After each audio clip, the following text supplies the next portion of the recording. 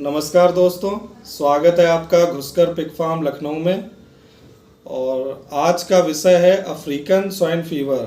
जैसा कि आप सबको पता है, इस समय अफ्रीकन स्वाइन फीवर देश के काफ़ी राज्यों में फैला हुआ है। जिनका फार्म है उन्हें तो पता ही है, बाकी जो हमारे व्यूअर्स जिनका फार्म नहीं है या जो फार्म करने के लिए सोच रहे हैं, ये उनके लिए भी एक महत्वपूर्ण विषय पे आज हम वीडियो बना रहे हैं। तो सबसे पहले तो आप लोगों को समझने की ज़रूरत है कि अफ्रीकन स्वाइन फीवर और क्लासिकल स्वाइन फीवर ये दोनों अलग अलग बीमारियां हैं। कई लोग कंफ्यूज हो जाते हैं, दोनों को स्वाइन फीवर ही समझते हैं कि ये सुअर से संबंधित बीमारी है तो स्वाइन फीवर हो गई, जबकि क्लासिकल स्वाइन फीवर एक अलग बीमारी है और अफ्रीकन स्वाइन फीवर एक अलग बीमारी है। क्लासिकल स्वाइन फीवर का वैक्सीन्स आती हैं जो कि ईजिली अवेलेबल हैं, आप अपने स्टॉक को उसको वैक्सीन से इम्यूनाइजेशन कर सकते हैं। लेकिन अफ्रीकन स्वाइन फीवर की एज ऑन डेट कोई भी वैक्सीन वर्ल्ड में अवेलेबल नहीं है। करंट की जो न्यूज़ है उसमें वियतनाम एक कंट्री है साउथ ईस्ट एशिया में जो कि इस पर रिसर्च कर रही है, बट अभी भी उनकी वैक्सीन जो है ट्रायल फेज में है और ये मार्केट में नहीं उतारी गई है। तो इसको आप इस तरह से समझें कि अफ्रीकन स्वाइन फीवर एक लाइलाज बीमारी है। अगर ये आपके फार्म पे आती है तो इसकी मोर्टेलिटी 80% से लेकर के 100% तक मोर्टेलिटी है। इसका मतलब ये है कि अगर आपके फार्म पे 100 जानवर हैं तो 80 जानवर का तो मरना तय है। तो इसलिए ये बहुत ही खतरनाक बीमारी है। अगर ये आपके फार्म पे आती है तो ये मान के चलिए कि आप बैक टू जीरो हो जाएंगे जहाँ से आपने फार्म शुरू किया था। तो आज का जो वीडियो है वो इस विषय पे है कि इस बीमारी से बचाव कैसे किया जाए। तो देखिए, जैसा कि आपको बताया कि इसके कोई वैक्सीन नहीं है, ना ही इसका कोई ट्रीटमेंट है, तो इसका एकमात्र बचाव है कि इस बीमारी को अपने फार्म पे आने से रोक लिया जाए। और रोकने के लिए सबसे महत्वपूर्ण चीज़ है बायोसिक्योरिटी। सबसे पहला बायोसिक्योरिटी मतलब ये है कि आप अपने फार्म पे जहाँ पर आपका शेड है, जहाँ आपके जानवर रहते हैं, वहाँ पे कोई भी बाहर का व्यक्ति सिवाय आपके और आपके लेबर जो भी फार्म पे काम करते हैं, इस समय किसी के भी एंट्री आप अपने फार्म पे अलाउ मत करिए। और जैसे अगर कोई लेने के लिए माल लेने के लिए आता है आपके यहाँ, कटिंग का माल, पिगलेट्स, ब्रीडिंग स्टॉक, तो बेटर है कि आप उसको फार्म से बाहर रखिए। वीडियो कॉल पे आजकल सभी के पास यूजुअली स्मार्टफोन होता है, उनको दिखा दीजिए और जानवर मार्क कर दीजिए जो उन्हें पसंद करना है, और फार्म से वो जानवर बाहर निकाल के उनको उनकी दूसरी गाड़ी में, उनकी गाड़ी अपने फार्म पे भी एंट्री मत आने दीजिए। कई लोग सजेस्ट करते हैं कि आप उनको सैनिटाइज कर दीजिए, उनकी गाड़ी प्रॉपर्ली सैनिटाइज कर दीजिए, अंदर आने दीजिए। हालांकि उसमें भी 100% चांसेस नहीं रहते हैं कि आप किसी को सैनिटाइज कर रहे हैं या उसकी गाड़ी सैनिटाइज कर रहे हैं। उसमें 1-2% चांस रह जाता है कि वायरस आपके यहाँ आ सकता है। तो बिल्कुल भी रिस्क लेने की ज़रूरत नहीं है। उनकी गाड़ी कहीं फार्म से दूरी खड़ी करवाइए जहाँ पे भी कांटा हो या जहाँ पे भी है। आप एक दूसरी गाड़ी से अपने फार्म पे माल लोड करिए, उनकी गाड़ी में जाके वहाँ पे पलट दीजिए, और वो गाड़ी जिससे आप अपने फार्म से माल लेके गए वो दोबारा आपके फार्म पे वापस नहीं आनी चाहिए। और जो लेबर आपके यहाँ है, और आप खुद एक सैनिटाइज़र रखिए। जब भी उनको, लेबर को प्रैक्टिस में डालिए कि जब भी वो चारा डालने जाएं या साफ़ सफाई कोई भी इलाज पानी करने जाएं तो अपना हाथ प्रॉपर्ली सैनिटाइज करें। और फार्म के लिए लेबर्स को एक अलग शूज़ या अलग एक चप्पल दे दीजिए, बूट्स दे दीजिए कि जब फार्म जाना है तो वो बूट्स पहन के ही जाना है, और वो बूट्स आपके सेट के पास ही रखे रहें और उन बूट्स को पहन के कहीं भी इधर उधर नहीं जाना है। तो पहला चीज़ तो ये बायोसिक्योरिटी हो गया। हालांकि फिर भी बहुत बायोसिक्योरिटी तो पहला स्टेप है। इसके बाद दूसरा स्टेप ये है कि जैसे यूजुअली हम लोग अपने फार्म पे फार्म को डिसइंफेक्ट करते रहते हैं टाइम टू टाइम, लेकिन इस समय थोड़ा विशेष ध्यान देना है हमें अपने फार्म को डिसइंफेक्ट करने पे। तो डिसइंफेक्टेंट कई प्रकार के मार्केट में आते हैं जो बहुत नॉर्मल है, जैसे कि लाल दवा, पोटेशियम परमैंगनेट जो कि बोलते हैं, या उसको लोकल लैंग्वेजेस में लाल दवा बोलते हैं मेडिकल स्टोर पे। और ब्लीचिंग पाउडर से कई लोग करते हैं, चूने से करते हैं।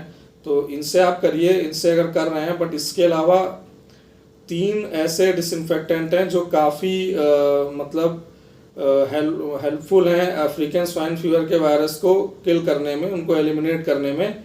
ये 3 डिसइंफेक्टेंट जो हैं, एक तो पहला हो गया सोडियम हाइपोक्लोराइट 10% सोल्यूशन, और दूसरा हो गया विरकॉन एस, इसका केमिकल नेम है परऑक्सी सोडियम परऑक्सी सल्फेट, और तीसरा हो गया कोर्सेलिन टीएच, इसका केमिकल नेम है ग्लूटाराल्डिहाइड।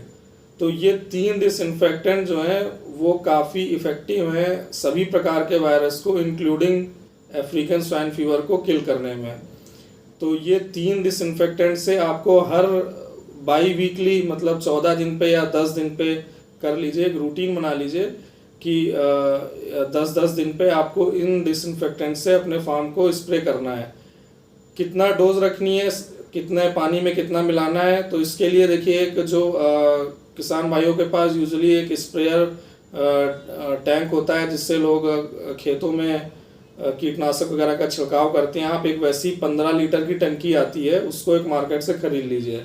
वो अगर आप बैटरी वाली ले रहे हैं तो वो आपको 2,500-3 हज़ार में मिल जाएगी, मैनुअल ले रहे हैं तो 700-800-900 रुपये में मिल जाएगी।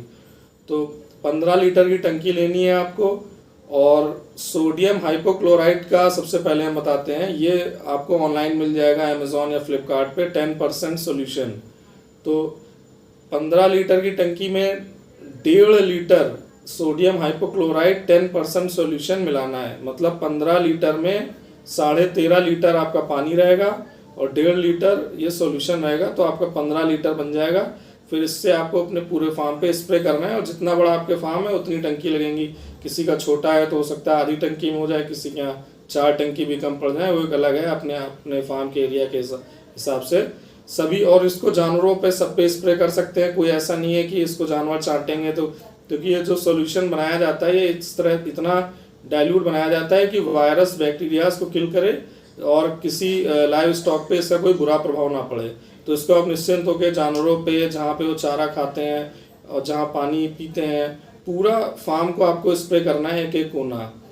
और दूसरे अब डिसइंफेक्टेंट पे आते हैं, विरकॉन एस करके आता है। तो इसका जो है ये पाउडर फॉर्म में होता है, इसका एक 500 ग्राम का पाउडर आता है, इसकी कीमत लगभग 1150-1200 रुपये है। और इस 500 ग्राम में 150 ग्राम एक टंकी में आपको मिलाना है, मतलब 15 लीटर आप पानी लेंगे तो उसमें 150 ग्राम तौल करके आपको उस पानी में मिलाना है और स्प्रे करना है। और जो तीसरा डिसइंफेक्टेंट हमने बताया कोर्सेलिन टीएच, ये लिक्विड फॉर्म में आता है। 500 ml की इसकी एक बोतल आती है, 500 ml की, अराउंड 500-550 के बीच में उसकी कॉस्ट होती है। इसको 150 ml 15 लीटर पानी में मिलाना है। एक बार डोज हम रिपीट कर दे रहे हैं, सोडियम हाइपोक्लोराइट 10% सोल्यूशन का 1.5 लीटर जो है 13.5 लीटर पानी में मिला के आपको 15 लीटर तैयार करना है। और कोर्सेलिन टीएच लिक्विड फॉर्म में होगा, उसको 150 ml 15 लीटर पानी में मिलाना है। और विरकॉन एस पाउडर फॉर्म में होगा, सॉल्युबल पाउडर होता है, उसको 150 ग्राम 15 लीटर पानी में मिलाना है। तो ये 3 डिसइंफेक्टेंट आप रोटेट करके यूज़ करिए। जैसे आज पहली बार आपने सोडियम हाइपोक्लोराइट से किया तो नेक्स्ट कोर्सेलिन टीएच से करिए, उसके नेक्स्ट विरकॉन एस से करिए, फिर सोडियम हाइपोक्लोराइट से करिए। और इसको करते रहिए जब तक कि इस कंट्री से पूरी तरह से, अपने देश से अफ्रीकन स्वाइन फीवर एलिमिनेट नहीं हो जाता है, कहीं कोई केस नहीं आ रहा है। और इवन एलिमिनेट होने के बाद भी आप ये सब डिसइंफेक्टेंट को अपने फार्म पे यूज़ करिए, पर थोड़ा टाइम स्पैन बढ़ा सकते हैं कि जैसे 10 दिन की बजाय फिर एक महीने पे, कि इस एक महीने आपने इससे कर दिया, एक नेक्स्ट मंथ में दूसरे से कर दिया। बट अभी बहुत फ्रीक्वेंट यूज़ करने की ज़रूरत है डिसइंफेक्टेंट को। तो ये इस तरीके से आप अपने फार्म को अफ्रीकन स्वाइन फीवर से बचा सकते हैं। अदरवाइज़ अगर वो बीमारी आपके फार्म पे आती है तो फिर कोई भी आपकी दवा, कोई भी इलाज कुछ भी काम नहीं करेगा, और आप जो है बैक टू जीरो पहुंच जाएंगे जहां से आपने फार्म शुरू किया है।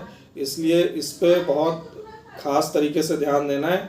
और एक और चीज़ जो कि जिनका करंट में फार्म है इस समय, मैं बताना चाहूँगा कि क्योंकि अफ्रीकन स्वाइन फीवर की वजह से जो नॉर्थ ईस्ट में हमारी मार्केट है वहाँ पे डिमांड काफ़ी कम हो गई है। जैसे बर्ड फ्लू आता है तो चिकन का रेट गिर जाता है, उसी तरह से डिमांड कम होती है। इसी तरह से वहाँ पे इस समय डिमांड कम है, तो रेट काफ़ी कम हो गया है। और प्लस जहाँ पे बीमारियाँ आई हैं वो सब फार्मर्स अपना माल सेल आउट कर रहे हैं कि उन्हें फार्म का माल निकालना है, तो सप्लाई बहुत ज़्यादा हो गई है, डिमांड बहुत कम है, रेट कम है।